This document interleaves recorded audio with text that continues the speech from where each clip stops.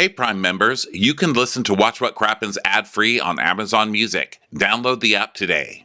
This episode is sponsored by Uber One. We've all used Uber for rides, and I love using Uber Eats for food delivery, okay? Hello. I mean, I kind of live off of it. But have you ever heard about Uber One? Uber One is a membership that helps you save on Uber and Uber Eats. With an Uber One membership, you get exclusive member perks, like up to 10% off Uber Eats and a $0 delivery fee on eligible orders. It just makes sense. I'm always getting Ubers. I'm always doing Uber Eats. This is the perfect sort of membership for me. I use this all the time. Some restaurants charge so much for the delivery fee, and I order a ton of food. I've saved hundreds of dollars using this. One membership to save on Uber and Uber Eats. Join Uber One today. Go to uber.com/Uber1 to learn more. $0 delivery fee and percentage off discount subject to order minimums and participating stores. Taxes and other fees still apply.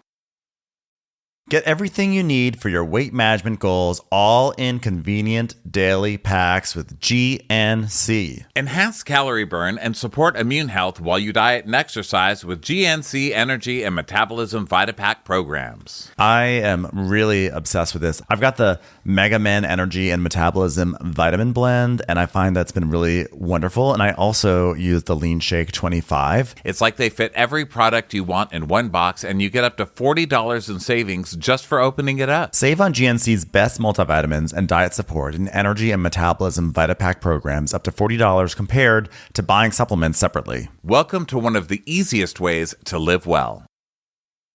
Watch what crappens, watch what crappens. Who cares what happens when there's so much that crappens?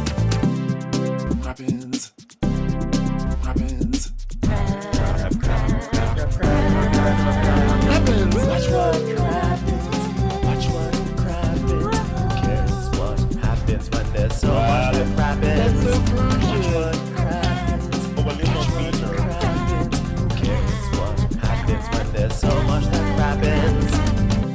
Hello and welcome to Watch What Crappens, a podcast about all that crap on Bravo that we just love to talk about. I'm Ben Mandelker. Joining me today is the one and only Mr. Ronnie Karam. Hi, Ronnie. How are you? Good. Hello. How are you? I'm doing really well. We have a big below deck week. There were 2 episodes on this week, which is kind of crazy.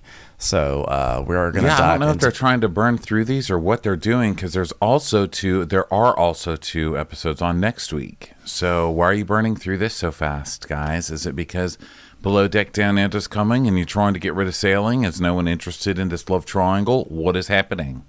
Right. I think that must be it. I think that they're just trying to, maybe they have to like get the episodes in before Down Under. I don't know. It's sort of weird.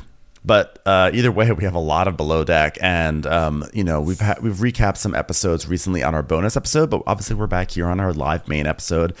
And clearly we're going to be making up for lost episodes because we have 2. This is our first of 2 recaps coming this week for Below Deck Sailing because there were 2 episodes on. But before we do that, let's talk about our tour. Okay, this week, we're really at the end of it. We're going to St. Paul, big show on Thursday. We're going to recap Real Housewives of New Jersey. Then in Chicago, it's going to be Orange County the very next day. And then on Saturday in Columbus, Ohio, we are going to be doing Vanderpump Rules Secrets Revealed. So that's going to be really wild and really crazy. So go to watchcrappens.com to get those tickets. And then next week, grand finale. The finale starts in Boston, where we're going to be doing Orange County. And then in Foxwoods, that's the big finale. That's going to be next Saturday. We haven't decided yet what we're going to recap, but we put a question up on Instagram. It's on there right now. Hopefully you get it before it expires. But the question is up asking, what classic show do you want us to recap? We're looking to do like a Real Housewives or a Vanderpump Rules, something like that. So go submit your choice for what we should recap, what classic show we should go back and do a recap for. And that's what we'll do. So we'll have those results soon.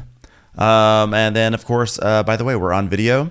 So you probably know the rules by now, but in case you're just listening for the first time, The deal is if you join or support on Patreon, the Crappens on Demand level, you get access to videos of these recordings as soon as they're released, and you have early access for a week, and then they get put up on YouTube for everyone to watch and enjoy. So if you want your early access, go to Patreon. You also get access to our bonus episode, our weekly bonus episode. I think this week we're going to do a bonus episode from one of the airport terminals that we'll be at this week, because we're going to be at many of them. So we're probably going to pop a squat somewhere and just like talk about people walking by. So that's all the big news. And now it's time to dive into a crazy love triangle. Are you ready, Ronnie? Yeah, let's do it. I mean, I don't know how crazy it is. It's just like this show is just what happens when you're stuck in one place too long, and then you just end up fucking whoever's next to you. You know, we've all been there. All right. We've all been in a stuck elevator or two. We've all been in a bar at 2 a.m. when it's emptying out and the lights come on. You know, the clearance rack section begins. We've all been there. So this Gary, Daisy, and first of all, they're all on the show for a long time now, right? They're pros now. This is their, I think, 3rd season each. So they know how all this works. They're all drama queens. They're all kind of ridiculous, and they're all also kind of loner type of people who aren't really ever going to be with anybody. Probably, right? Their first love is the sea. So it's kind of hilarious watching them kind of argue over scraps. It's like scraps arguing over scraps at the end of the night. Yeah, I'm really into this love triangle, I have to say. I was really kind of swept up into both of these episodes that aired last night. No pun intended, Ben. No pun intended. I was like a piece of wind caught in a sail. If wind were You're like pieces. a piece of trash being swept up by a maid on a boat. I was like, fucking. I was like a seagull that was like, that is the biggest seagull vagina I've ever seen. I'm gonna go fuck it. And it turns out it's just a sail. Huh. But anyway, I really liked it. Sailing yacht to me has become, I think, probably the best of the below decks, in my opinion, in my humble opinion. I thought this season has had a few dud episodes, as is wont to happen with Below Deck, because they, I think, ask for too big of an order. We've discussed this a million times. So they have to put in these filler episodes, or they have to elongate episodes where nothing happens. But there have been some really good episodes this season, and now I feel like the season has actually, over the past like 2 or 3 episodes, kind of like come back right into like proper form. And so I'm really invested in this love triangle. I'm so angry at Gary. Gary is such a piece of shit. Gary is terrible. He's been so terrible for so long, and this season he's been really bad, but now he is like above and beyond terrible. And it like made my blood boil. Oh, wow. Well, yeah, that's good. I was feeling things. No boiling blood here. I mean, listen, I feel like if I had sex with any of these people, I would need to boil my blood, because I feel like it can't be healthy blood. Not blood boiling. I do think it's really funny, though. It's like I said, I'm going to stick with my pigeons fighting over scraps. It's like pigeons in a park fighting over a piece of dry bread. And by the way, they're all the dry bread. I'm not saying one of them is dry bread. I think they're all kind of the dry bread. So I don't know. I mean, I kind of like it. It's like watching Black Friday videos where people go into a Walmart and start fighting over a big screen TV and they're punching each other. I don't really get what it's like. And I'm like, it's not even that good of a TV. It's like a Vizio, and they're all fighting over it. But I still love to watch it. So that's kind of the feeling I'm getting watching this. I don't want any of these things, but I enjoy people fighting over them. That's a fair comparison. So, and appropriately enough, this dual episode, by the way, we're only recapping the first one right now. We'll have the second recap will be its own separate Crappens episode. But this one opens up appropriately enough with a visual metaphor of so many things on Bravo, especially on Below Deck. Just a clogged toilet full of shitty brown water. And for those who forgot, that was our cliffhanger, which was, are these toilets all going to explode feces all over every bathroom in this yacht? Which really is not out of the realm of possibilities, considering this yacht is, again, like just a whole bunch of twigs and popsicle sticks bound together with duct tape and cotton balls. So, I was bracing for the worst. It is Poop Week on Bravo. We've been getting a lot of poop storylines on Bravo. We've got Summer House, Martha's Vineyard. We've got this show. So a lot of poop. So this one, they show us the poop. They do a lot of close-ups of poop. And then they'll do like, hey, let's go to a different bathroom and look at different close-ups of poop from their angle. And I just have to stand up for women here because women are constantly getting blamed for poop clog issues, and I've been guilty of it as well. So I would like to apologize to every woman everywhere, because at my house, if there's a clogged toilet, I'm like, who's on girl time and who flushed that down the toilet? You know this is the country and you can't do that. And I'm like, oh my God, it's not us. Right. You know, everyone here is like, you eat Volkswagens for breakfast and you're blaming us and our girl problems on your bathroom. So I'd just like to extend my apology there. But in this case, the men are doing it again. We're blaming the ladies because the way that they're figuring it out is they're pressurized. Well, Colin, of course, who else but Colin? Colin is pressurizing the water. So they're all standing watch at toilets, separate toilets, and they're waiting to see if bubbles blow through each toilet. And then if the bubbles don't blow through the toilet, you know that your toilet is the one that's clogged. Right. It's like a really horrific science experiment. So it's like a new game show coming out on Fox. You know that this is actually going to be a game show one day. Don't put it past them.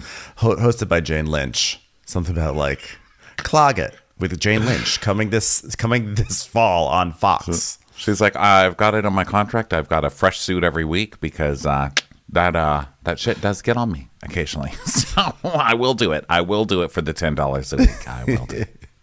So, so we're waiting to see what's going to happen with this toilet drama, which I'm also curiously invested in. And the guys' toilets are working fine. And Colin does his like weekly here's how a boat works tutorial where he's like, so what you have to do is you get this turd that's the size of a football out from blocking up these pipes. And what we're going to have to do is start by pressurizing these lines. I'm going to push it, but you put too much pressure and you can have an explosion out of the toilets. It's exhausting, and if you explode it too much, you'll get a hole in the boat. The water's going to come in. We're all going to sink and die. That's what I'm trying to say. And he sees Daisy and he's like, so Daisy, this is why Gary called you Daisy Poo, huh? She's like, you shut up, it's not me. And Colin's like, we're going to have to bleach this whole boat, you know, because finally they do push the air through and they push it through and it doesn't explode in anybody's face. Jane Lynch is safe for this round. But we hear the sound. We hear like as it like the poop comes into the poop catcher. It's a pretty visceral moment. It's really gross. So they have to bleach the whole boat. And then we get the new techno music that they wrote specifically for cleaning the poop. Because it's not their normal cleaning music. They get their own music because the cleaning has been elevated to there's poop on everything level. So that was great. That was great, DJ Trixie Monocle. Yeah, poop Good remix. Job. DJ SS Monocle. Good job over there. Yeah, it was like the Tiesto poop remix. So now it's the tip meeting. And so, charter favor, everyone. Well, having a 4-person charter gave us an opportunity to catch up and take a whole bunch of shits. I think we did really well. Alicia, I got to taste your food again. It really was delicious. So congratulations, It also everyone. smelled great coming back out, apparently. So that was great. Thanks for that. Thanks for the raviolis that made the sound. We love that. That was great. Yeah, maybe a suggestion. Maybe more fiber, Alicia. Maybe cook with more fiber. So anyway, $13,000 tip. So everyone's really happy. And the plan is to go to dinner tonight because it's also Gary's birthday. Birthday boy. Blah, blah, blah. And he's like, but save energy for tomorrow because you're going to have the whole day off. I got you a private cabana on Blue Beach. So it's that day, you know, or they get their drunken shenanigans days.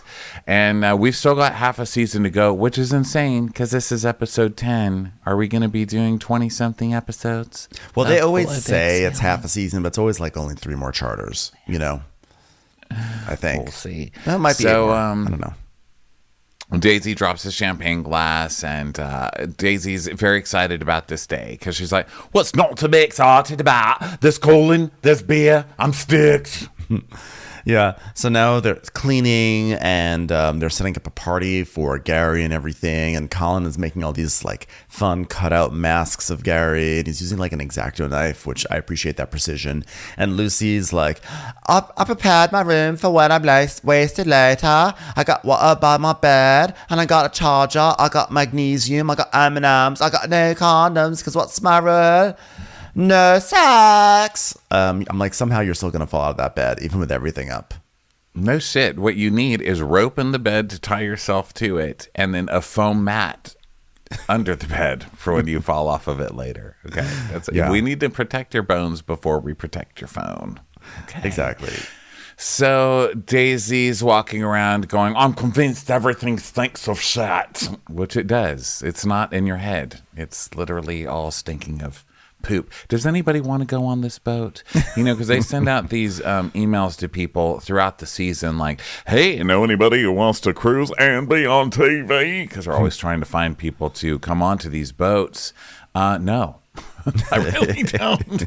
I don't know who would want to go on this boat.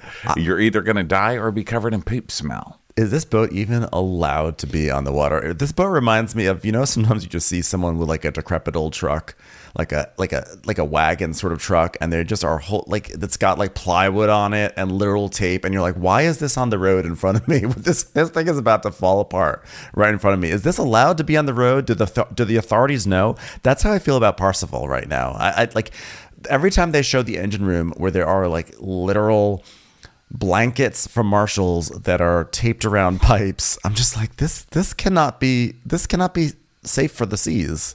I know. I'm like, wait a minute, that's a home sign that's done in wood cursive. I don't think you're supposed to be trying to put to stop a gap with that. You put a live, laugh, love sign as a patch in a hole in the floor? Those kitchen towels literally don't even absorb water, okay? Why are they sold all the time? Oh, goodness. So Colin's like, the situation with Daisy and I just feels so natural because we know each other so well. It's just comfortable. Gross. I don't know. I don't get that fucking your friends thing. I can't do it. I've tried it before, and we just always start laughing. Like anytime I've tried it with a friend, we just start cracking up because it's like, you're naked, Yeah. I don't know. I think you have to be a special kind of person to have sex with your friends. Like, how do you do it? I think it's just like the gay part of me that just has never really had like a real relationship. That I don't understand how that works because I don't know. I prefer fucking people and I don't really know them that well, Well, if you can't be like in support of like me and Carl, then I'm not sure you're suitable for a wedding, Ronnie, because like I fell in love with my best friend. Yeah, we fall in love with best friends together. So yeah, it's kind of a thing right now, Ronnie. Ha. No, it's gross. When people are like, oh my God, we're just so comfortable. We're like best friends. I'm like, gross. Like, okay, I'll pick a booger with you, but I don't want to have sex with you. You know what I mean? So it's going to affect our relationship. He's worried because they're great friends and they're going to work on being great lovers. So Gary comes up and they all yell surprise because it's Gary's birthday and God bless him because, it's like that guy who keeps having birthdays, but everyone wonders how because he's like that lady from that commercial with a hole in her throat that's like, don't let this happen to you, that we all see in the 5th grade to scare us, to make us not smoke, and he comes up and they're like, happy birthday, and only one candle is lit, which is lucky for him because this is how he blows it out.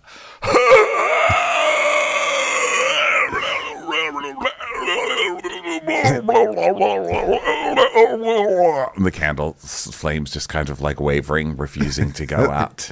Candle's like, come on, you gotta try harder. Come on, you gotta do it. You can do it. So Candle's, blow me out. Come on, just do it. You can do it. Come on, blow me fucking out. Blow me out.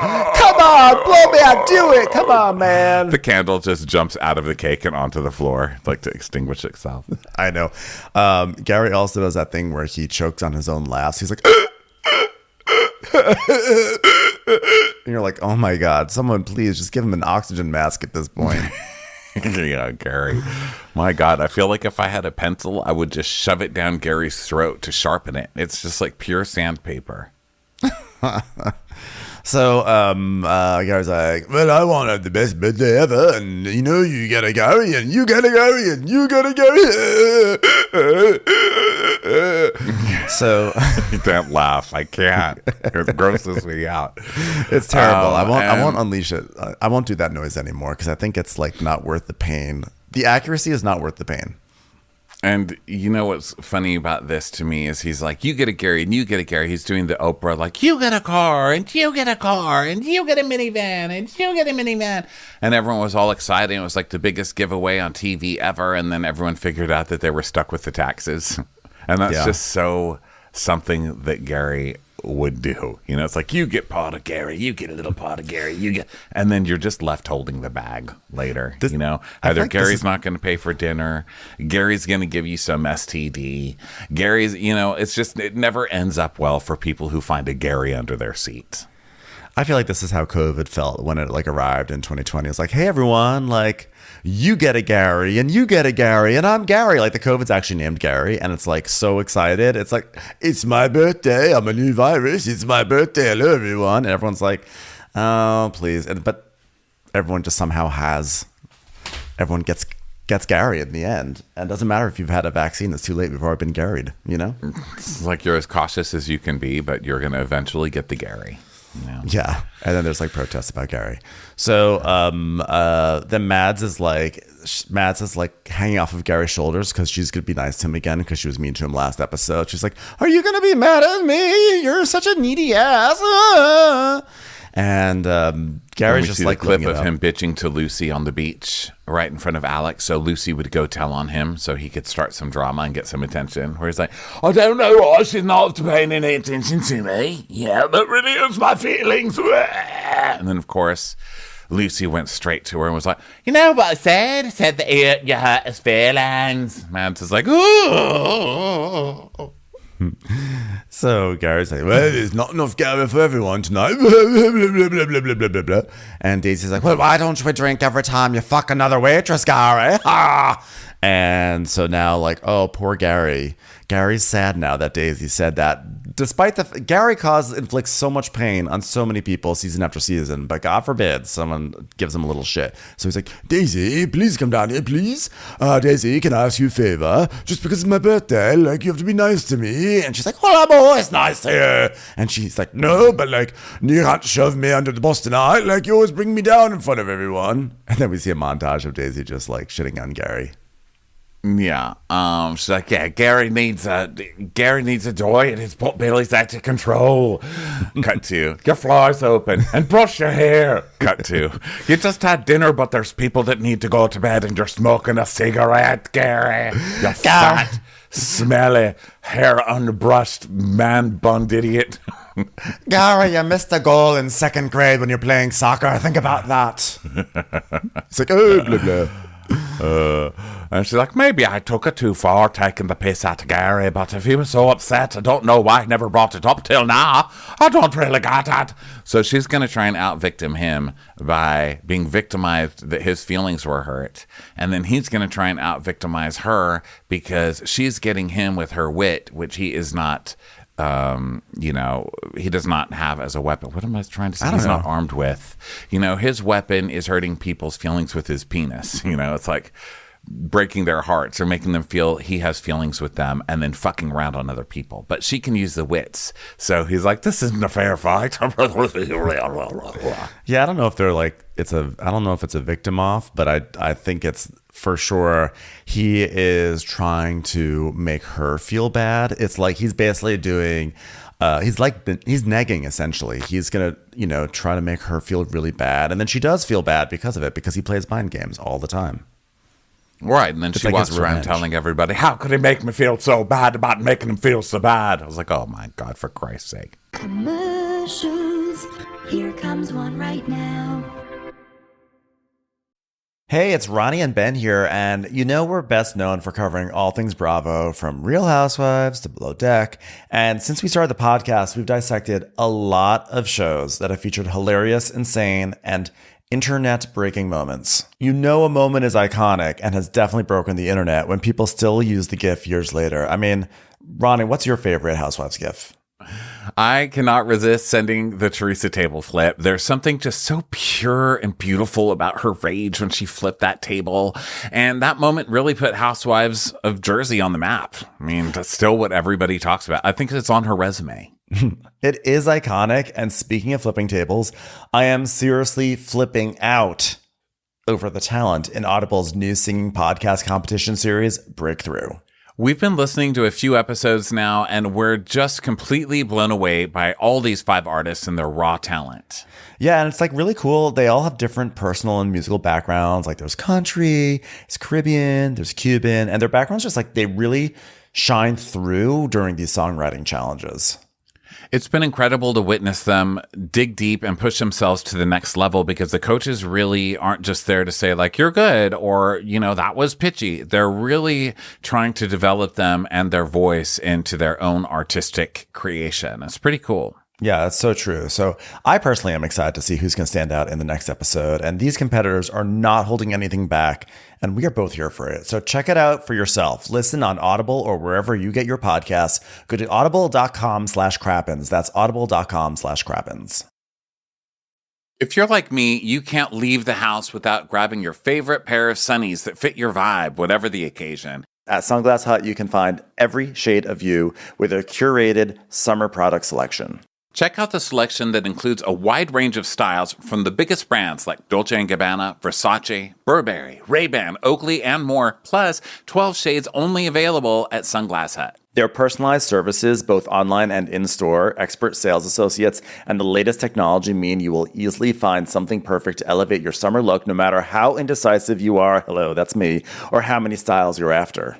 Oh, and if you need to find a special gift, Sunglass Hut has got you covered with a variety of customization and gift card options. I was just in there the other day. Me too. And it's really cool because I have a very large head and face, and I need huge sunglasses. And I was actually able to go online, and they have a feature where you can actually try the glasses on online. They put them on your face and show you what they'll look like. So, Yeah, I went in. I had no idea what I wanted to get. And Victor, the person who helped me, was so helpful to me. And he set up gave me a little tray, and he helped me pick out all the perfect look for me. And I walked out of there with 3 sets of sunglasses. It was wonderful. Go and discover the special selection online at sunglasshut.com or in the store. Your summer look is waiting for you.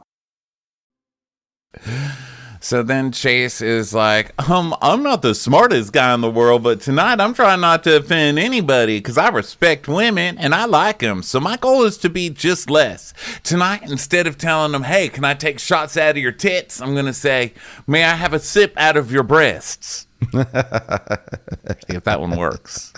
And then can you be my wife and stay in the kitchen the rest of your life? So now they hop into vans, go out to dinner, and Gary's, he's like, Chase, those ladies were like really into you, like your Southern charm, blah, blah, blah. And she's just like, well, all of them were definitely 10s in their heyday, so I imagine they know some things. Hey, I bet they know how to play some Twister. I like this. He goes, if she's got a beach house and one fit on a banana peel, hoo-wee, she's an automatic 10 to me. You're still probably not going to be in the will.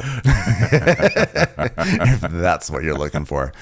So they get to the restaurant and Lucy's like, this is nice. And then she falls over on a table. And then Chase is like, well, this place is sick as fuck. I was like, the only thing that was missing was like a piece of straw in his mouth and like a little like overalls at that point. Yeah. So let's see. They're both just, everybody's just kind of sitting down to dinner, talking about how gorgeous the place is. And Lucy's like, I need some sunglasses. And Mads and Gary both hand her theirs. And she goes, I need to borrow them. I don't need them right now. And Alicia's quick to point out, she's like, I got the best compliments today in the tip meeting, and I'm just really stoked with my compliments, guys. I was like, oh, that's so sweet. Hold on to those. Hold on to those real tight, because those are about to be crushed later in the episode. Just hug those. Hug those tight at night. Well, you never know what you have until they're crushed. Yeah, exactly.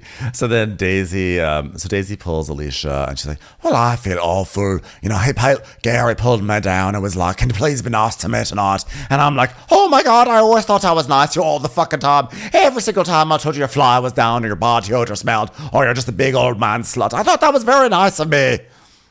She says, I stand up for him in every corner I can. It's like, do you? Do you? I don't think so. And she's like, but the point of hurting somebody's feelings and not even realizing it, I feel awful, like awful. I can't even be around him now. I just feel like this awful person and everything I say is wrong. It's like, okay. Yeah. Alicia's like, well, I don't really know what to say to this. I'll just throw some Australian slang in it.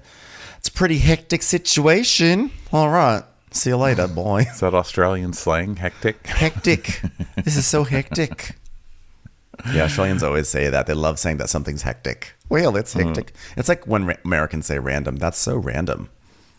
So back to the table. Everyone's loving the food. And Mads is holding Gary's hand now for some reason, which is super weird.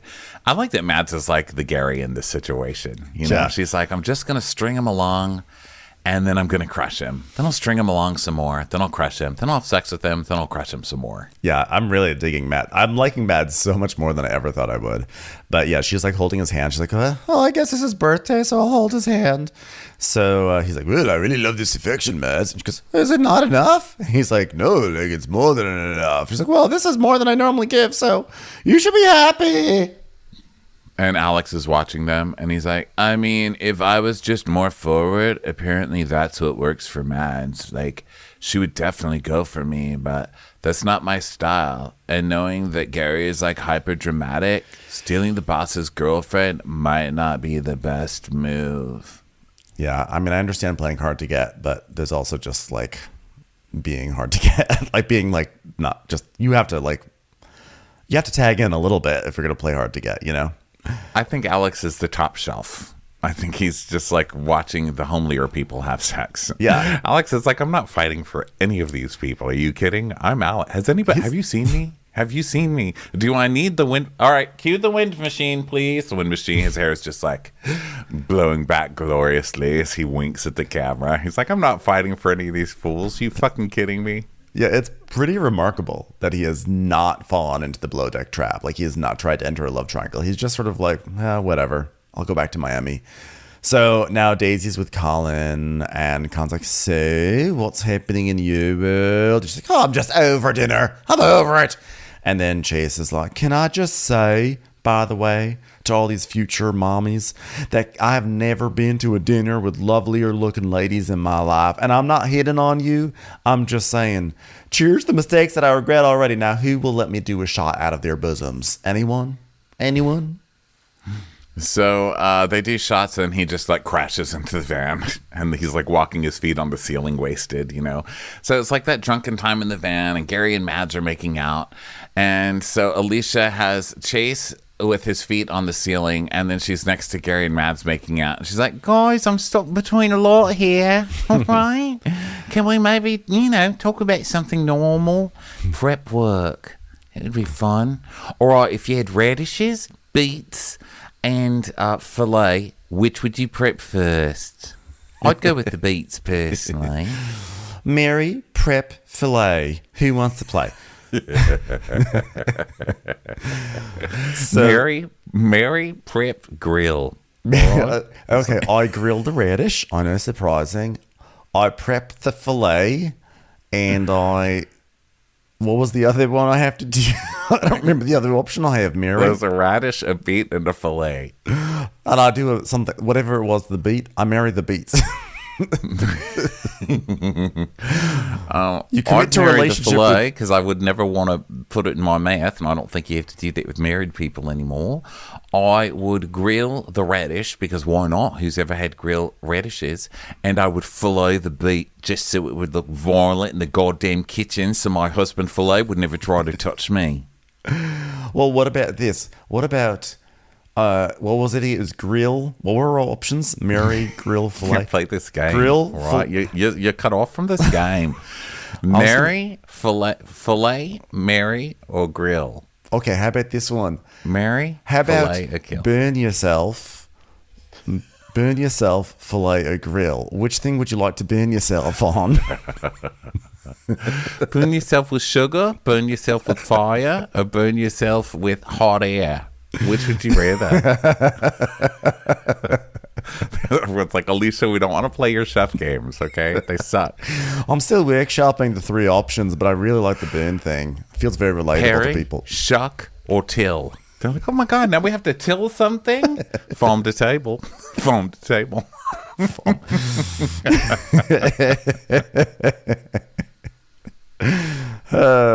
It's hectic. So, but Lucy is actually playing a game. She's like, 3 things in life that I can't live without. Okay, penis, chocolate, and money. And then Daisy's like, and tampons, and also sleep. So I guess that's 4 things. I'm like, well, technically it's 5, but that's okay. No, Lucy's sure. counting. Bless her heart. Yeah, we'll circle back to this in the uni episode. Yeah, and Daisy's like, well, I'm kind of sober. I don't know about it. And Lucy's like, me too. I need to piss so bad. So, they get back. They're all drunk. And Lucy's trying the hot tub, but it's too hot. She's like, it's 800 degrees in this hot tub. Yeah. And my favorite part of the episode is that in the drunkenness, Gary's standing with Lucy at one point, and he's like, all right, catch me and hold me, for a photo, and like he jumps into Lucy's arms and she just lets him fall to the ground. Oh, it's so good. I rewound it 5 times. So then Alex, Mads, and Lucy are in the hot tub, and they do like a 3-way kiss thing. And Yeah. Mads is like, oh my God, it finally happened. Me and Alex kissed. We finally kissed. And he goes, hey, you know what we should do? We should make out tomorrow. And she's like, don't tell Gary. So then Gary goes up to Colin. He's like, so you gonna hook up with Daisy again? Eh? And Colin's like, yeah. He's like, well, tell me what's happening. You're gonna get a little pumped tonight. What are you gonna do? Like, talk about a toxic friend gathering this information, and then he's gonna undermine it 100%. Ugh, God, this guy's a creep. He already is. He already has been. Hasn't he already been going to Daisy behind Colin's back, being like, Daisy, I know you like me, Daisy. I know Yeah, you it's a like me." reiteration. I'm just reiterating. It's like every Yeah, time he he's the does it, worst. it's like a fresh wound for me. Yeah, and then they wrestle. They start doing that. They're like, we're guys on a boat. Let's wrestle, brew. So they wrestle. And then Lucy is sucking on a big bottle of champagne. And Colin and... She spits it out in the tub for some reason. Colin and Daisy are at the bar. And Daisy's like, so are you going to come over and give me a hug, big boy? And then Gary comes over and takes her and bends her backwards and kisses her. And he's like, I don't want you to be mad at me, Daisy. And she's like, I'm not mad at you. I'm sorry I hurt you for hurting me, for hurting you. Yeah, and she's like, I'm mad at myself. I'm so sorry I made you feel bad. He goes, well, it just hurts, coming from you it hurts. From anyone else it doesn't, but like because I care about you so much and you and I get along like a house on fire, or more like this boat. I don't have to even say the fire part because that's just implied. And he's kind of pretending to cry. And he's like, coming from you it hurts. From anyone else it's fine. And he tells us, regardless if we have conflict, I believe we self-chemistry. But it's hard for the feelings because I have feelings for Mads. And they're different from the feelings I have from Daisy. That you could even compare feelings from someone who doesn't even like you, is way too young for you, and is never going to speak to you again once this boat docks, to somebody that you actually know and have hooked up with like multiple times says a lot. I mean, the fact that you would even compare those two, he's a drama queen. Yeah, does he want like a cookie or something? Congratulations, you put yourself in a stupid situation, and now you want us to feel bad for you? I don't think so. You're like that kid from Matilda. You just want every pie in the shop. Okay? You pie man. Pie wanter. So then Daisy and Gary are kissing and hugging, and then Mads walks up. She's like, I feel like I'm interrupting. And she's like, oh God, you don't even know what you want, bro. And so Gary's like, no. She said, well, you and Daisy, like, I don't know what's going on, and it's like really not my issue. So he's now like trying to save face with Mads. So then they're in the hot tub, and she's like, what's even going on with Daisy? And he goes, oh, now you care. And she's like, she tells us, I could get mad about this. Like, if this was my boyfriend, I'd probably flip a fucking table. But I don't even actually care. I'm just, like, taking care of me, and that's it. So then they make out. And, of course. And Alex is drunkenly blowing his phone hole clean in the dark, which I don't know why that shot was so funny, but it's like your phone won't charge and you're just, I feel like we've all been there drunk just blowing our phone hole, you know? Or at least a Nintendo cartridge. So then Gary and Mads are just like making out some more, and then he like knocks something over, and Daisy goes into Colin's room, and she's like, come sleep with me. And so he's like, no, just lie here for a second. She's like, well, I just want you sleeping next to me. So they cuddle up, and she's like, oh, I've never had experiences like this. What I do with Colin, we're friends more than anything, but I can see us falling into a relationship, and like, he makes me feel so secure. He's kind, he's loyal, he loves to wrap me up with insulation and put it in duct tape. I don't know why he does that. He says it's just habit at this point, but it's kind of cozy. And then Gary and Mads are boning in the guest room, or are they in the guest room yet? Yeah, they're in the guest room now. It's hard to tell. So he's like, oh shit, look at Mads.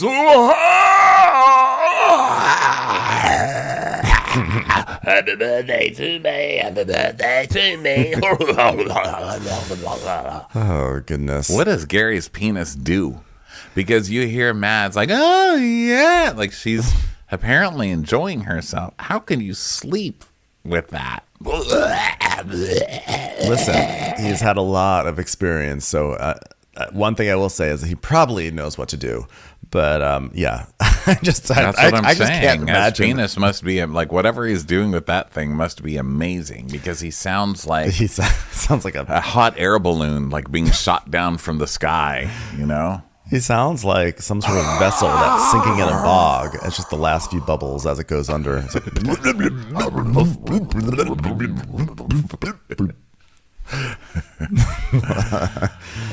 yeah. So it's the morning. The boat's a sty as usual. Daisy is snoring really loud. She's got her Fred Flintstone snoring going on. And Colin wakes her up and is like, Daisy, you're snoring. And then we cut to Alex with a big boner in bed. God, I love that guy. And then Chase is like, there's more snoring, and Chase is like, I think I picked the wrong room. I should have bunked with Glenn. Daisy snores like a bear. Fuck me, man. I feel like Chase talks so much and no one listens to him. You know, like whether it's us, whether it's the people in the boat, like he just talks into the void. Yeah, people just ignore him. His lines are usually to nobody. Yeah, like the producers don't even care. They just are like, I don't care what he's saying. We'll just plug in some soundbite for him and just see how it goes. And I totally get it as someone who lives alone constantly. Like, I talk to myself all the time. It's why I'd like put a fish in every room or have a dog somewhere so that I don't feel as crazy like I'm talking to something, you know, but I get it. So Gary climbs into his bunk and immediately just farts. And Daisy's like, oh my God, gross. And she gets out and runs out of there. Gary's like, oh, I didn't even see it, blah, blah. So now it's time to wake up. The yacht is totally trashed, and so they're all cleaning up before they go on their big day out. And Gary's like, "Oh, well, let's have a good day, Daisy Poo, blah blah." And then Gary goes up to Colin's like, "So you and Daisy hook up again last night, Colin, blah." And in the room this morning when I came in, so like, you know, she's like, "Oh, I let it rip," and then all of a sudden I saw her storming out, and I was like, "Blah blah blah blah blah blah blah." Those laughs. So then they're off in the vans for their day. So Gary's like, wait, I'm sorry to interrupt. Gary goes, let's just have a drama-free day today, okay? And whenever drama people say that means they're gearing up to bring up the biggest drama that they can think of. Yeah, because he just had sex with Mads, and he knows that Daisy just slept with Colin, and because he saw it. So he chooses to start the morning by coming up behind Daisy and like hugging her from behind and kissing her neck and talking about what a good day he wants. Yeah. Don't want any drama at all today. Huh? Yeah, fuck off. None at all. Huh? So, so now they're going off. They're all getting dressed up. They're in their vans. And then, of course, Gary is gossiping. And he's like, well, him and Daisy hooked up again last night.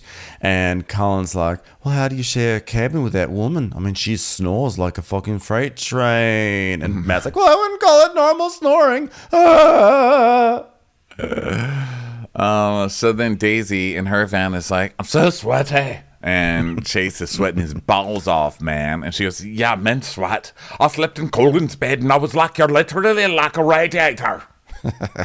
I'm like, ooh, Daisy slept with Colin. Alicia's like the last one to know. She's like, what? This is so hectic. So this is the unsexiest sexy show on TV. It's like got the most fucking, but Daisy's like, I'm sweating my balls off, and Gary's just farting everywhere, and Daisy's snoring like Fred Flintstone. Feces is bubbling up from the toilets. It's like Colin's probably coming to bed smelling like the poop that he just cleaned out. there's like they're on a sinking vessel. It's just like so unromantic. It's like in one of those movies that takes place in like the 1800s, and they go to the old whorehouses or whatever, and everybody's like covered in soot. You know, it's like, that's what like, hey, what you want, big boy? And everyone's like missing all their teeth. You know, Daisy Miserable. Daisy Miserable. Commercials. Here comes one right now. Did you know that it can now take up to 11 weeks on average to hire for an open position? That is almost 2.5 months. I mean, if you're hiring for your growing business, do you really have that time to wait? I don't. Well, if you're listening today, I've got some advice for you. Stop waiting and start using ZipRecruiter. ZipRecruiter can help you find qualified candidates for all of your roles fast. And right now, you can try it for free at ZipRecruiter.com/Crappens. How is ZipRecruiter so efficient at helping you hire? Well, ZipRecruiter uses powerful matching technology to quickly find and send you the most qualified people for your roles. Listen, you can check out the people that ZipRecruiter sends you, and if you really like one or two, you can personally invite them to apply with one click, which may make them apply even sooner. Speed up your hiring process with ZipRecruiter. See why 3.8 million businesses have come to ZipRecruiter for their hiring needs. Just go to this exclusive web address to try ZipRecruiter for free. ZipRecruiter.com/Crappens. Again, that's ZipRecruiter.com/Crappens. ZipRecruiter, the smartest way to hire. So they go to the beach club. And Alex is like, I wish Glenn was here, but otherwise it's perfect. He's so cute. So cute. Meanwhile, Glenn is back home on the e-foil. Like his story today is trying to use the e-foil and learning how to fly. Yeah, Glenn's gonna take a stand today, and a literal stand. His goal is to stand on the e-foil, so he's working on that. And then Alex and Gary are frolicking in the waves like two seals. And then now everyone's like hanging around drinking, and now Gary's back there and he's like touching Mad's belly button. She's like, "Why are you doing that?" And then Colin and Gary are talking. Colin goes up to Gary and he's like, "Hey, bro, stop being clingy. Stop being clingy. You're gonna ruin it, bro." And Gary's like, of course, like, you want to see ruining something? I'm going to show you ruining something. So then later, everybody's getting shit-faced, and Colin is talking to Alicia. Okay, Alicia, who's just had all the compliments in the world. She's finally feeling confident on the boat. She's super stoked to be there. So Colin comes over and he's like, "Hi, you feeling confident this season?" And she's, "Yeah, I'm doing a lot better with things, thank you. I ended up going radish, beet, filet in the end." And he's like, "Oh yeah, you're doing great. The chef last season, I mean, that guy was like that. He was like up here, And she goes, "Oh, so you're saying like he was just like on a completely different level?" He goes, oh yeah, like up here." And she's like, "Oh, so the other chef, a whole nother level than me." And he's like, oh, I guess I shouldn't have said that, huh? I mean, come on now, don't get upset. We can recover from this. What the fuck is wrong with you? I know, that was Like, so Marco's not cruel. here to make women cry, so you have to do it in his place? Like, what the hell, That was dude? so mean. I mean, I don't think he really meant it on purpose. I don't like if it were Gary, I would say like, oh, Gary was playing a game. I think Colin, like, I really don't know, because you could see like Colin felt genuinely bad about it. But I'm just like, well, what are you thinking? And by the way, when he was raising his hand to be like, he was up here. He has like an inner arm tattoo. So I paused and I read what his tattoo said. This is what his inner arm tattoo says: realize deeply that the present moment is all you will ever have. So Oh, it's my pretty deep. God. Pretty deep, For bro. Christ's sake. Pretty deep, Colin. That's so funny because every time you look at it, it's like a reminder of the past. Interesting. All right, let's get caught in that one for a while. Every moment is a moment. I don't know for that the Colin is so innocent and Colin doesn't mean anything by it. I really don't know that about Colin. I have not learned that about Colin. What I've seen about Colin on this show, like, I really like him. I find him charming, good looking. God knows he's good at what he does. I think he likes to stir a lot of shit. I think he's a gossip. I think we saw it. We saw glimpses of it when Gabby was on the boat.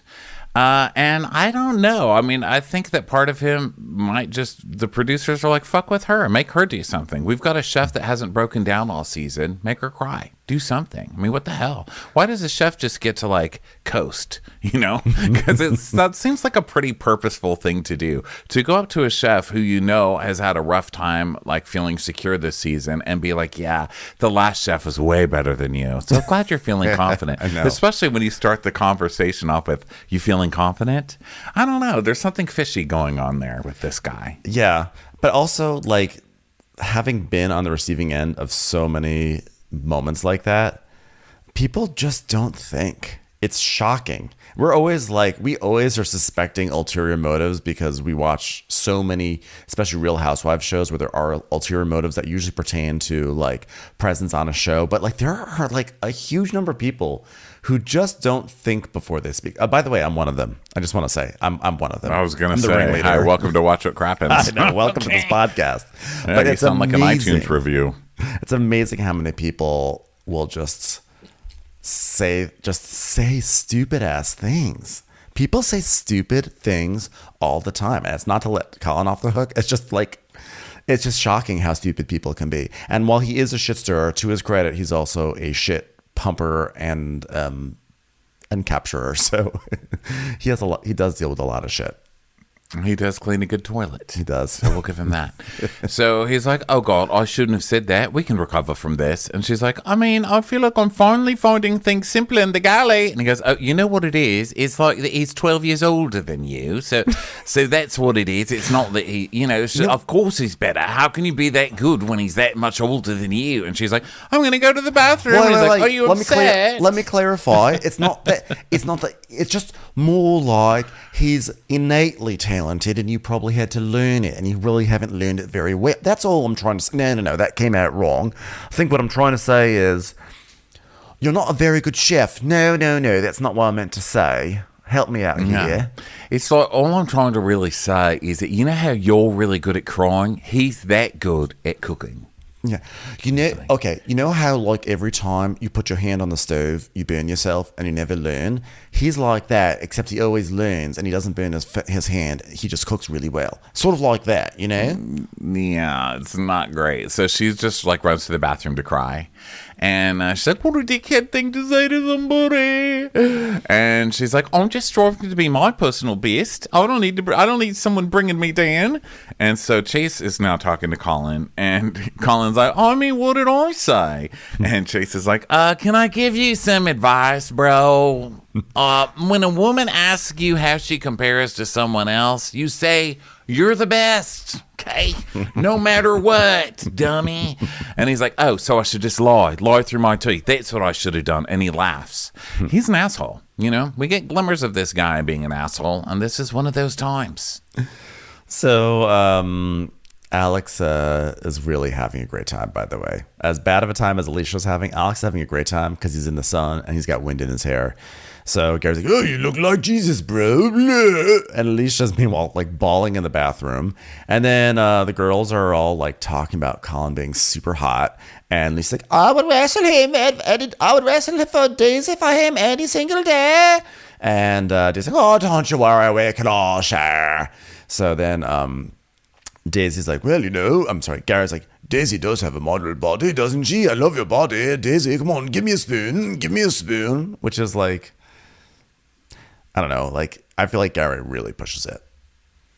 And Colin's like, really? Because he sees this. And he's like, Daisy and Gary have always been flirty, but there's a level of respect you can have with someone you're hooking up with. Yeah, there's also a level of respect fucking Gary could have for you when he knows it.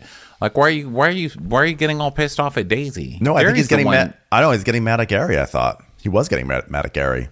No, he said there's a level of respect you can have with someone that you're hooking up with. He's hooking up with Daisy. I thought he was saying that I interpreted it that he was saying that Gary could have some respect for them. He's like, meaning that like the you, when he was saying you, I interpreted it as like a like you, general, being you, the person who's hooking up with Daisy.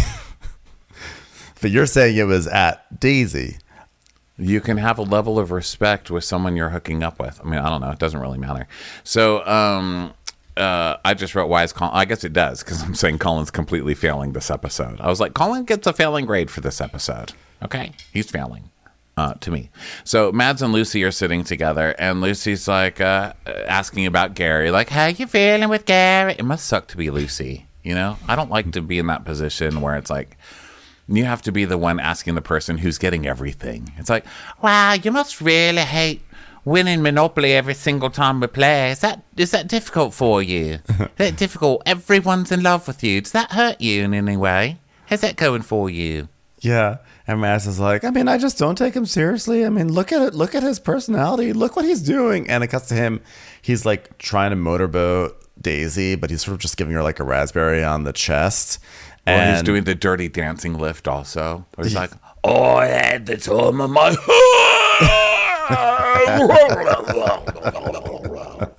she's like the wind.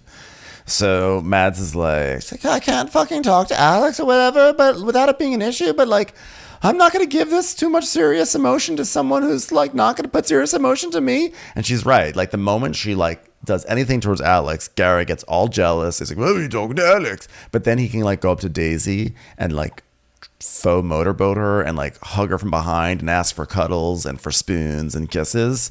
It's but bullshit. she's also just fallen into the trap, which I had higher hopes for you, Mads. You know, like you knew all this. Why are you still hooking up with Gary instead of Alex when Alex is right there? You know, go hook up with Alex. Yeah. Fuck Gary. I really was hoping she'd and do she's that. getting worked up about it. She's like, and I'm not going to give someone emotions that's not doing the same to me. This is bullshit. See, it's working. He's getting into your head. Come on. You can resist. I think out of everyone who's been on this show, I've had the most faith in you. You can do this. I believe in you. I think she has been doing it. I think she's been doing a really good job. I think she's just like, this is. I'm you're so saying stupid. right now is where she's failing. That's why I believe Yeah. in her, because she has been doing a good job, but she's starting to fall into the trap. I mean, she Don't will fall inevitably into the trap. There's still a lot of season left, and there will inevitably be an episode where she goes, I can't help it. I have feelings for the guy.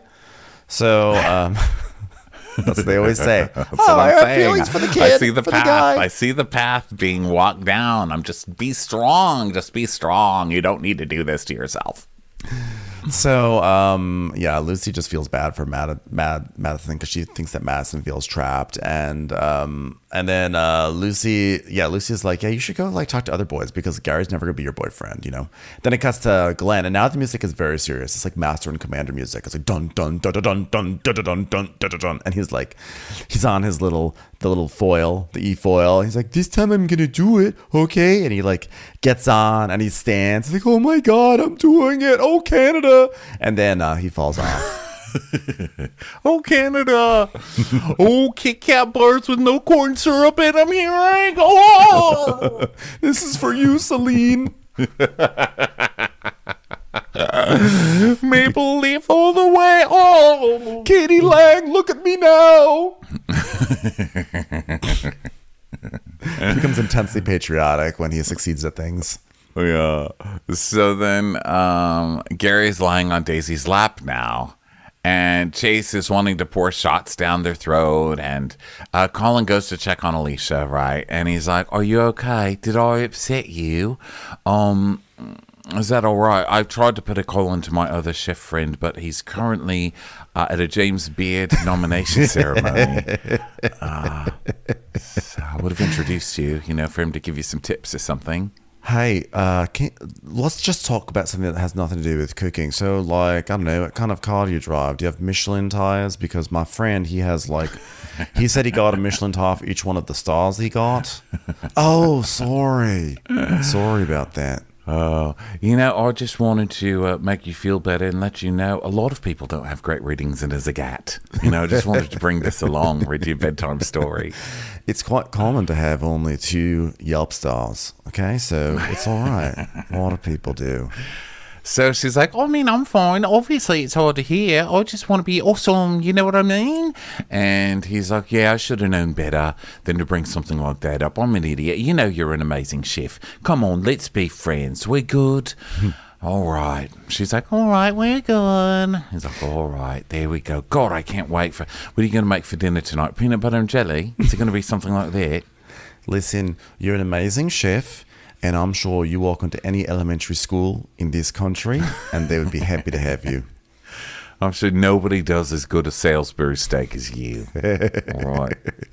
The meal you made last night, I was like, I feel like I am back on United Airlines. This is so wonderful.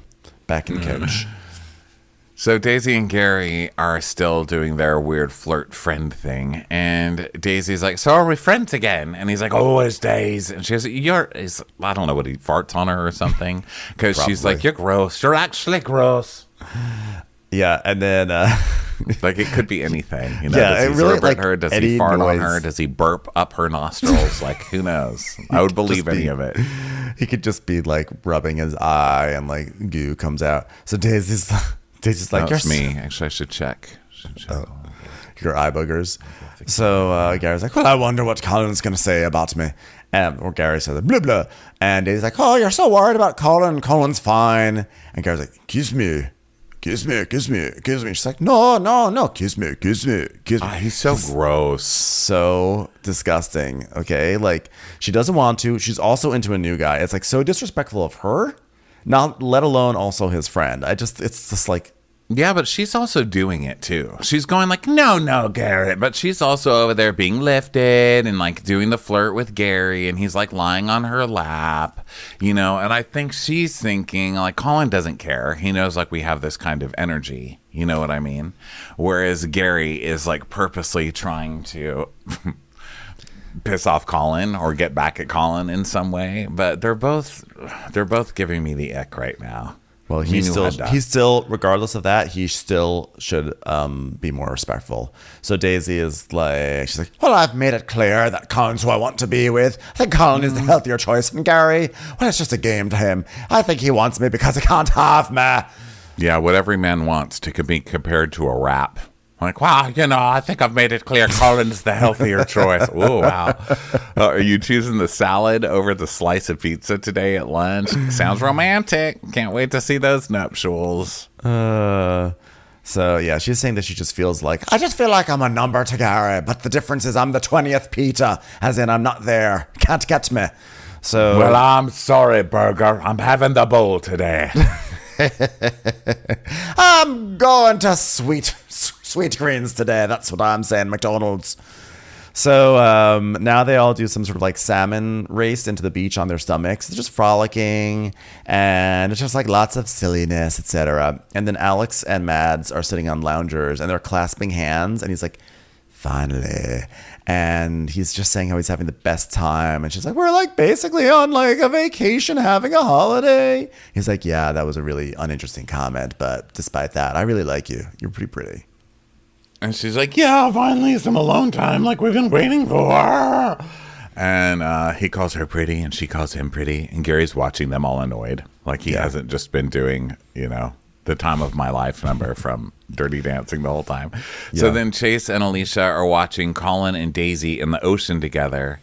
And Alicia's like, I love them together. And Chase is like, his hands are on her chest. Look at that. His hands are on her chest. And they're trying to make it sound like it's something romantic, but then it's Colin like throwing seaweed at Daisy and stuff. They're like laughing. It really is. Colin's just gathering seaweed because he knows he's going to have to wrap it around the pipes in the engine room later on.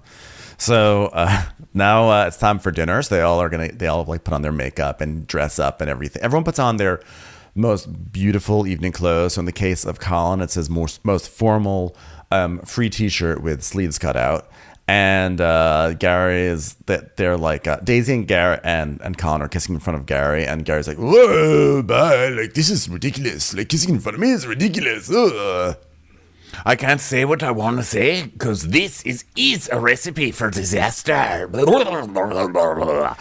And so, nobody starts to stand on there, buddy. Sorry. Yeah, and he starts saying in a different language. I wasn't exactly sure which one. He starts saying snakes in the long grass, snakes in the long grass. I'm like, you are the snake, sir. You are the snake. Everyone else is the grass. Everyone else is grass that is just trying to grow, and you are the snake going through it and soiling it. You're a snake that is shitting in the grass. Snakes shit too. And you shat in the grass. There's snake shit in the grass now because of Gary. You're Ariana Grande in a donut shop, just walking in there and licking everything, you know? Yeah. You can't lick all the donuts. They are not all yours. Okay? You can't claim all the donuts, No. Miss Grande. No. So now they've sat down for dinner, and Alex and Mads are still being flirty and stuff. So then this is actually something I felt was wildly inappropriate because Daisy is sitting next to Gary, and Daisy's looking away from Gary at the rest of the table, and he actually grabs her head and pulls her head over to his face and starts like trying to kiss her. And I thought like, okay, everything up to then was sort of like flirty, crossing lines, flirty, inappropriate, but that was actively like, that was bad. I actually thought that was bad to pull someone's face in and like force them to kiss you. Yeah, and he's like, I know deep down you like me, Days. I don't give a fuck what you say. So I think we need to be together, but clearly it's not going to happen now. And it's like, you hooked up with Mads the first night. You've shown me your behavior. You've shown me what's meant to you. And she's like, he's the pattern. It's ridiculous. I'm like one of 10,000 girlfriends here. And he's like, well, I know you've got feelings for me too, Days. Think about it from my perspective. What? Your perspective? You just literally fucked somebody yesterday. Yeah. What are you talking about? Last night. You cannot claim everyone as your own, okay? So, meanwhile, Chase is telling Alicia, he's like, by the way, I just want you to know, you did an unreal job with the food. You know, the way you reheated those mozzarella sticks. I mean, they were still cold on the inside, so I guess you messed that up. Wow, you can't even do mozzarella sticks. But, you know, that's okay. At least you're doing a great job. Great job. So then Daisy is talking to Gary. She's like, are you okay, Gary? Don't do that. Don't do that. Don't play into this. This is why she's a drama queen, too. Yeah. You shouldn't even be playing into this with Gary. You shouldn't be sitting next to Gary in the first place. Exactly. You should be sitting next to Colin. You shouldn't be playing with Gary all day, playing these flirty games. It's shitty. It's shitty of her, too, you know? But Gary's taking it so much further. But then he starts getting all upset at dinner so everybody will know. And now she's going to go play into it by walking off with him. I guarantee in her mindset, she's thinking like, well, I don't want to have to change. I don't want people to think like the dynamic changes just because I'm hooking up with Colin. So she's going to be like, no, like, because this is what I would do even if I weren't hooking up with Colin. I guarantee that's what she's thinking. Because I agree. I don't think it's her fault that Gary is a slime bucket. But I'm just saying, if I were her, I definitely would be like, if Gary's all up on me and there's a guy I like, I'm not trying to be hanging around the person who's all up on me, who's going to possibly fuck something up. Get away from Gary. Yeah. You know? So she goes, and he's like, well, I wish I didn't have COVID. I think everything would have been different. I knew you like me, and I know you like. If I didn't have COVID, I would have been on the boat the first night, and then if I did that, then basically, I would have fucked you on the boat one more time, and then started fucking Mads, and it would have been totally different. Yeah, I love blaming COVID. So Daisy's like, "This is too complicated," and he's like, "You're with Colin to get back at me. That's how I feel. You're being spiteful." And she's like, "Yeah, I don't want to be with you because you're with literally everybody else. Can we roll the tape? You know, it's like the Mambo Number 5 lyrics Takes come 6 up on the hours. screen." I was like, oh, You that's know? why we have a second episode of Below Deck, because we have to have a full episode dedicated to the flashbacks of Gary hooking up with other people on the show. It's like, okay, well, this is a long list of people. It's still going. And she's like, "You could have had me a million times over and you didn't want me. And now that you can't have me, you want me." And he's like, "Bullshit. That's a bunch of bullshit." And she's like, "I'm not playing into this bullshit game." But you are. You are. You're like literally having a big emotional fight with Gary in front of everybody at dinner. Like, come on. Yeah. So he's like, but you asked me to stay at your house and you said no. And she's like, yeah, exactly. I said no. I was No, like, he sorry. I'm says, sorry. "It's not, you You're wanted right. me You to said stay no." at your house and I said no." And she goes, "Exactly. And you made your choice. So fuck off." Yeah. So then everyone's watching them. And then the bombshell moment. And Gary goes, "Having sex with you was fucking amazing." And Daisy's like, and she like looks at the camera like, oh, fuck, it's out there. That was Gary's big dick move, because he puts it out there unambiguously on camera, intentionally. It's an intentional, like, he's humiliating her. He knows he's humiliating her because the entire next episode is about how, I was keeping my promise. So he knows it meant a lot, enough that he had to keep a promise. He intentionally puts it out there to embarrass her, to undermine her relationship with him, with Colin, and whatever other mindfucker he wants to do. I was like, oh, you are such a piece of shit. Yeah, because they had an agreement to not bring it on camera, which I think is so funny because they were putting pictures of themselves at Disneyland on Instagram. Like, it was so obvious at that time. Everyone's like, "Oh, Gary and Daisy are dating now." Because Right. after that whole season, last season, it was like, "Oh, and there they are out together partying with whoever." Like, they're totally hooking up. And I guess it was never official on the show, right? Because they haven't said that. Yeah, they just this kiss on the season. show. But they have said that when they were off, they were doing something, because then she told Gary to leave him alone on this season. And so he's trying to leave her alone and move on with. I mean, I just thought it was known. I guess I was surprised that it was this big of a surprise. But I guess it was, because it actually hadn't come out on camera. And she's like, "Oh, shut the fuck up. You're such a moron. I don't want to be involved with this. I'm so done with this conversation." And now everyone's just watching them, you know? And she's like, "Why didn't you kiss me in London then?" And he says, "Because you were with your friends." And she's like, "But you'll kiss anyone else in front of anyone else, Gary. And the truth is, you make choices and we have to live with your choices." And it's funny rereading this part here about, like, because later on in the next episode, Gary is like, "I guess I did it as revenge because she's like so happy to make out with Colin and like wants to hide the thing with me." But I'm like, that's exactly what you did too. Like, you made out with people in London, but then, like, you know. So anyways, he says the sex thing Wait, again, he made out with people in London? because isn't it that she says you'll kiss anyone, and she said we were having a good time with friends and I wanted. She goes, "Why didn't you kiss me in London? Like, you wouldn't kiss me in London." And he's like, well, he comes up with an excuse, and she's like, "Well, you'll kiss." They were out with her friends, And and she tried to kiss him, and he wouldn't kiss her. And so she says, "Oh, well, you'll kiss anyone in front of anyone, but like me, you won't." So you have like a parallel to that in the next episode where Gary says, "Oh, I let this secret out because she was basically kissing Colin out in public, but then is like embarrassed about me." So it was like Well,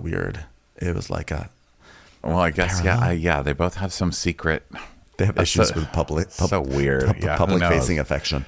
So anyway, so we get to think about the sex again, because we sort of had that like a mini rewind because of the commercial break, and then Daisy's like, "I don't want to be involved in this. I see your behavior," and Gary's like, "Well, fuck right off, actually." Blah. So It's like, "Having sex with you is amazing." And she's like, "Fuck my fucking life. Me and Gary slept together when we ended in Mallorca, and we also slept together at Disneyland, all right? And after that, he did his usual Gary thing, going from female to female, and I just wanted this to be between me and Gary, private, not such a mess."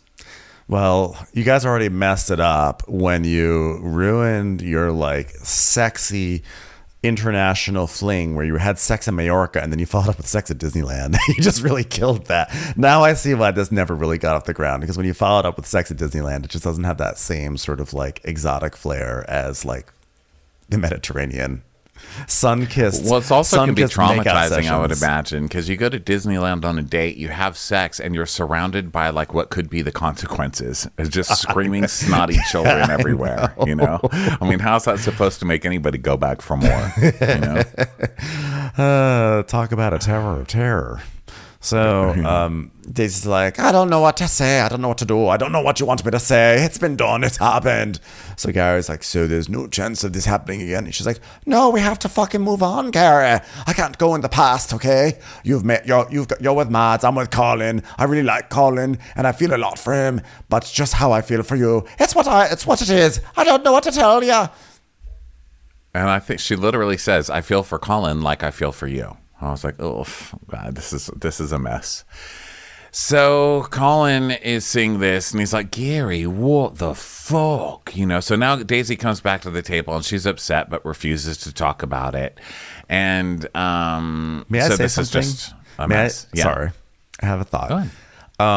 When she says, you know, like, oh, well, it's in the past. You're with Mads, now I'm with Colin, and I really like Colin. What bothers me about this is that this is actually very rom-com-y, where she doesn't say, I don't like you like that. I don't have feelings for you, so you have to move on. She instead is like, oh, well, it's a different situation now. So it's almost implying like, I do maybe like you, but Well, that's the now I'm thing. with That's something what I'm else. saying. And I'm She's like, you should say I'm you sorry don't to like interrupt. him. Just say you don't like him. But she does. That's why I'm saying she's playing into it too, because she's like, yeah, well, you had your chance with me and you blew it, and so I moved on. And that leaves the door open for him to be like, oh, but I didn't mean to blow it. I was into you. It's not that I wasn't into you. It's that ... Yeah. And also it's very flimsy. Like, you're with Mads. Please, that's not a relationship. That's like some that's some yachty season-long affair. Everybody knows that. And you've made out with Colin a couple of times. That's been like, what, 2 days?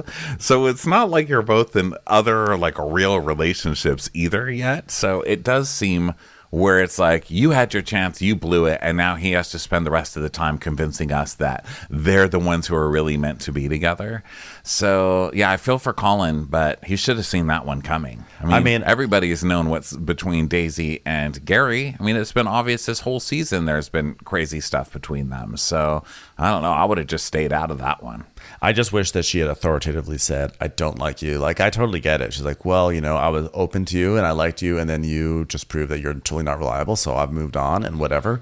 I get that, but I wish she'd also added, like, and I don't like you like that. But I think she does like him. I think she's probably, I think Gary is the ultimate husband. If there ever was like a couple to come out of this, I would think it would be Gazy and Ronnie. Gazy and Derry. I actually love that that's their couple name, Derry, because I love dairy. You see, it's meant to be. Who doesn't love cheese? You know? So I think that ultimately that would be the couple, I would think. So I think she's like, you had your chance and you didn't, and now I'm with Colin, which she has to know is going to bug the shit out of Gary, right? But who cares, because he's constantly doing shit to bug her with everything else, but it leaves a mess for Colin. But Colin should also know better than to mess with Daisy when he knows that Gary's been after Daisy for 2 years. So I don't know. It's a mess. It's a mess.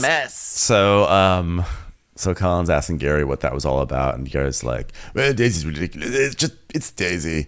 So then, they're in the vans, they're driving back, and Lucy's spilling drinks all over things, and Alicia's like embarrassed that she cried earlier. And Glenn is watching is back on the yacht, and he's like in bed watching a nature documentary about humpback whales, and he's like really into so it. Good. I love when we get his like day off nature listens. Yes.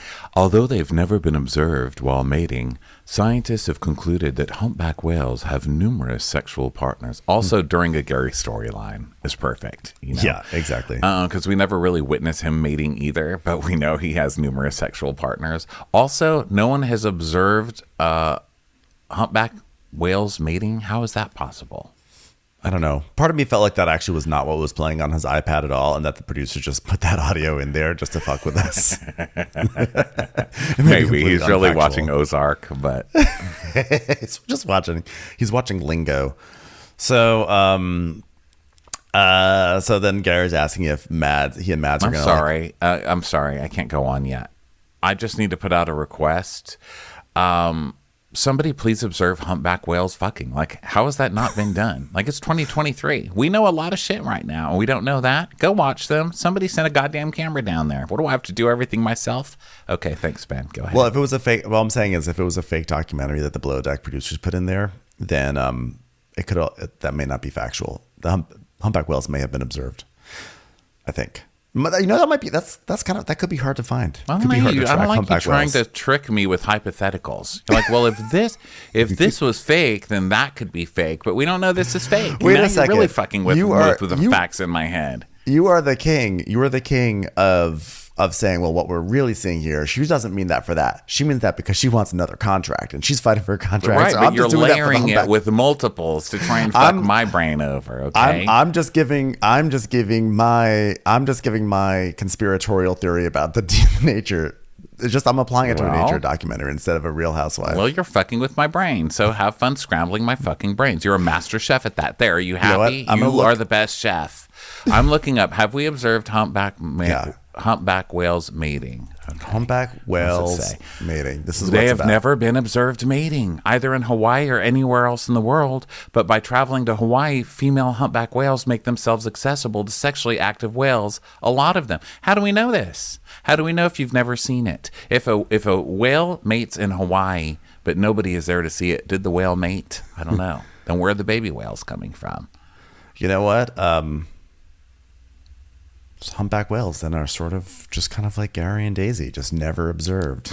They're the ultimate secret fuckers. And they go back to hump. Well, Ronnie, I'm sorry that could have ended our marriage. I'm sorry that I'm glad we have Google. Yeah, I'm sorry I questioned. I'm sorry I questioned your dedication to this fact. Because it wasn't even questioning me. I don't care if you question me. It wasn't that. It's just you're fucking my brain. Like, now I'm like, so humpback whales have been observed mating? It's just like you're sending me through these spins. Well, you know what? It was more like I don't always trust the things that Below Deck serves us. I think we're spending so much time reading between the lines between Gary and Colin and Daisy that it was only a matter of time that I just extended that to a nature documentary that Captain Glenn was watching. Like, what's the real story here? He should have been watching that, knowing that Gary and Daisy have feelings for each other. Ultimately, I have no right to be annoyed. I should be extremely proud of you because you're right. I am the conspiracy theorist who's like trying to constantly tell you, Ben, there's more than what they're showing us. You just believe nothing, and you're now believing nothing. And I'm like, what the hell, Ben? I know. You're like, wait. But believe the thing about the whales.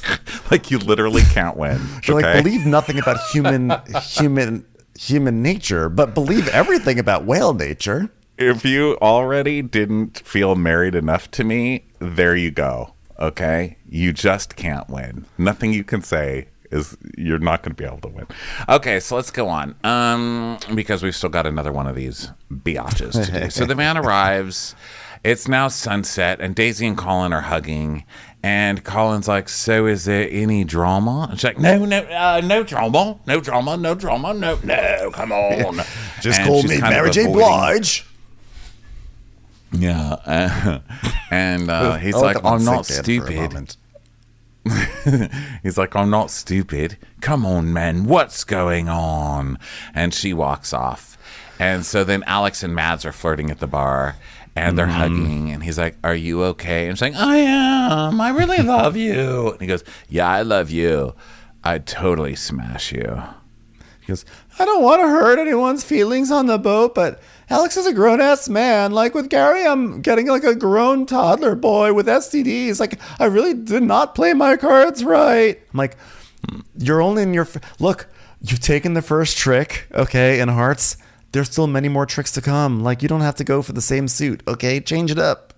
Yeah, it's not canasta. You don't have to play the same game for 8 rounds. Okay, you can change it up. Change tables. You can change tables. Get a new hand of cards. Okay, you didn't play your cards right, but the game's not over.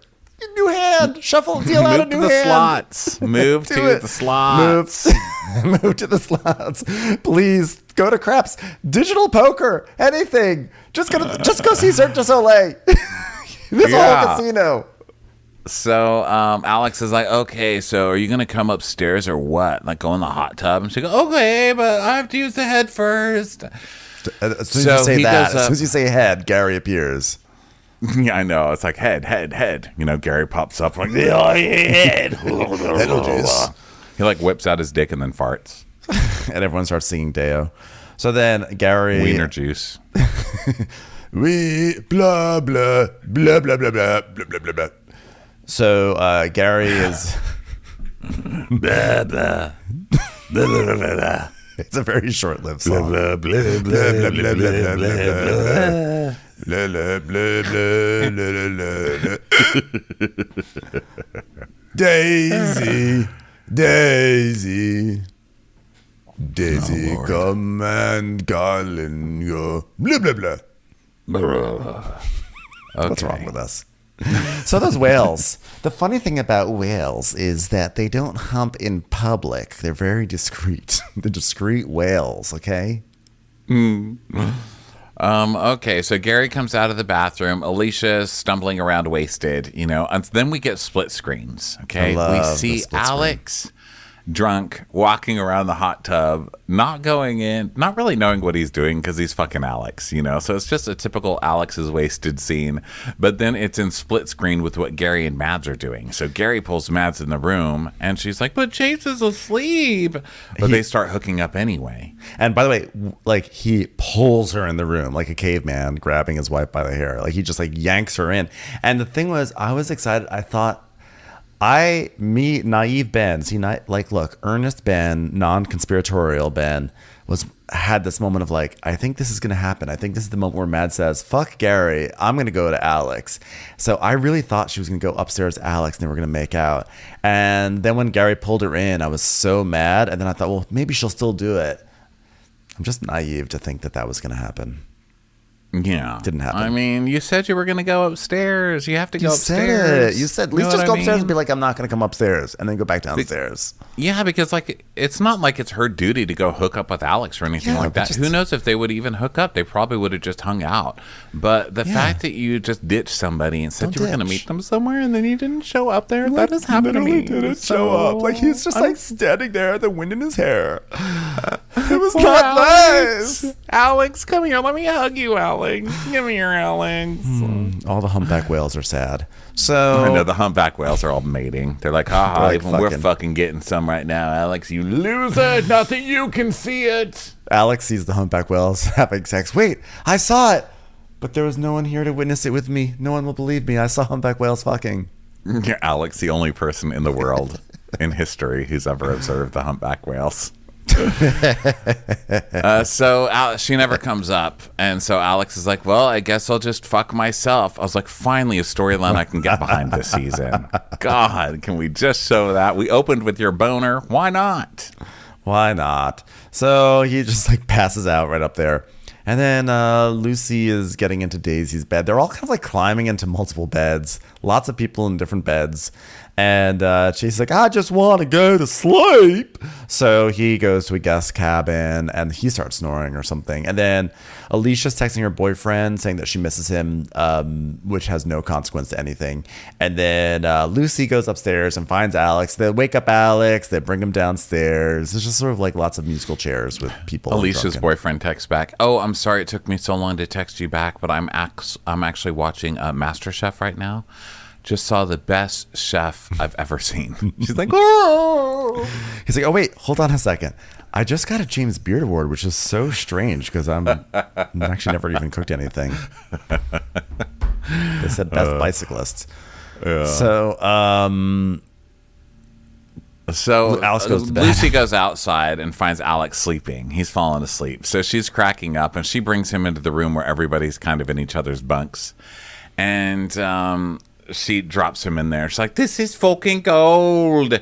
So they're talking about a sleepover and Daisy's like, I'm going to go to bed. So Colin's like, I'll come with you. So he comes out and he's wearing like huge earmuff, like his, like, sound engine room. stoppers because of her snoring. And they're cracking up. So they go to bed together.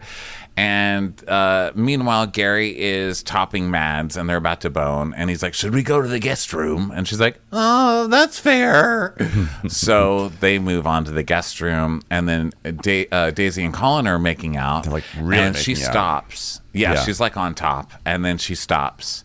And she's like, so I wanted to be honest with you, but I wanted it to be private. With me and Gary, it's getting complicated. We have slept together. Dun, dun, dun. Colin's like, you guys slept together? Did you? She's like, yeah, in LA and Menorca. He's like, all right, you slept. Please, did you guys have sex in Disneyland? I mean, that's just sad. That's real sad. And she's like, are you mad that we slept together? And he's basically like, just a little confused because, like, I was led to believe there was nothing going on between you two. She goes, well, I asked him not to tell anyone, and he respected that, so please don't be mad at him. And he's like, yeah, I'm going to go sleep in my cabin, 100%. All right, you have to respect that. You have to respect it, because I just need to figure it out. She's like, stop, Colin, don't go. He's like, this is bullshit. And she won't let him out. She's like trying to block him in. And he's like, twice then? You fucked him twice? Oh, my God. I mean, if it's once, that's a mistake. If it's twice, you fucked Gary on purpose 2 times? God, you've ruined yourself for me. You've also kind of ruined teacups for me, not gonna lie. Please tell me you didn't go on the Matterhorn. Please. Oh, would it make it any better for you if I told you it was in the Jungle Cruise? Oh, man, I just booked a safari. Yeah. So she's like, please don't go. Please don't go. And he does. He goes, I feel That's so fucking the end stupid. of that one. But don't you worry, we're going to come back in an episode tomorrow talking about the next episode that was on last night. And it's going to be about more Gary triangles. All right? It's out in public now. It's out in public, and it's getting bad. So, yeah, that was it, everyone. So thanks, everyone, for listening and for watching, for those of you here who are watching. And we are going to catch you on the next episode. Bye, everyone. To be continued. Bye. Watch What Crappens would like to thank its premium sponsors. Ain't no thing like Allison King. Ashley Savoni, she don't take no baloney. She's not just a Sheila, she's a Daniela. Itchels. Erin McNicholas, she don't miss no trickolas. Hava Nagila Weber. Jamie, she has no last namey. Sipped some scotch with Jessica Trotch. Kristen the Piston Anderson. She's always supplying, it's Kelly Ryan. Megan Berg, you can't have a burger without the Berg. You're never alone with Lacey Monteleone. Let's give a kisserino to Lisa Lino. There ain't no problem that Sarah Salvia can't solve ya. The Bay Area Betches. And our super premium sponsors, the incredible edible Matthews sisters. Somebody get us 10 cc's of Betsy MD. She's not harsh. She's Jill Hirsch. We're taking the gold with Brenda Silva. Erica, 500 Days of Summers. She's the queen bee, it's Sarah Lemke. We love him madly, it's Kyle Pod Shadley. Don't get salty with Christine Pepper. Let's go on a bender with Lauren Fender. My favorite Murdo, Karen McMurdo. Nobody holds a candle to Jamie Kendall. Give him hell, Miss Noel. Can't have a meal without the Emily Sides. Let's get real with Caitlin O'Neill. We want to hang with Liz Lang. Shannon, out of a cannon, Anthony. Let's take off with Tamla Plain. She ain't no shrinking Violet Kuchar. We love you guys.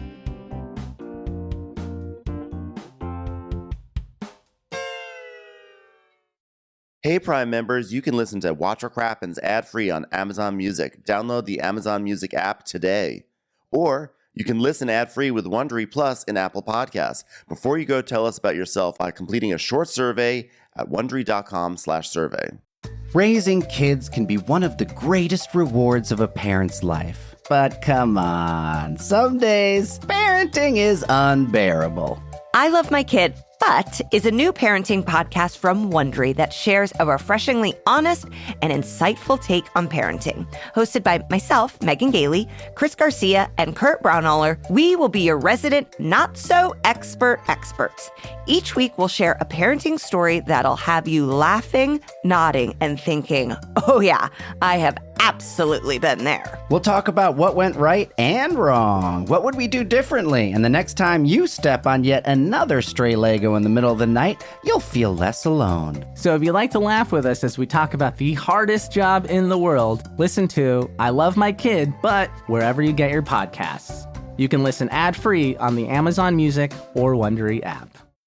Celebrity feuds are high stakes. You never know if you're just going to end up on page 6 or Dumois or in court. I'm Matt Belisai. And I'm Sydney Battle. And we're the hosts of Wondery's new podcast, Dis and Tell, where each episode we unpack a different iconic celebrity feud. From the build-up, why it happened, and the repercussions. What does our obsession with these feuds say about us? The first season is packed with some pretty messy pop culture drama, but none as drawn out and personal as Britney and Jamie Lynn Spears. When Britney's fans formed the Free Britney movement, dedicated to freeing her from the infamous conservatorship, Jamie Lynn's lack of public support, it angered some fans. A lot of them. It's a story of two young women who had their choices taken away from them by their controlling parents, but took their anger out on each other. And it's about a movement to save a superstar, which set its sights upon anyone who failed to fight for Britney. Follow Dis and Tell wherever you get your podcasts. You can listen ad-free on Amazon Music or the Wondery app.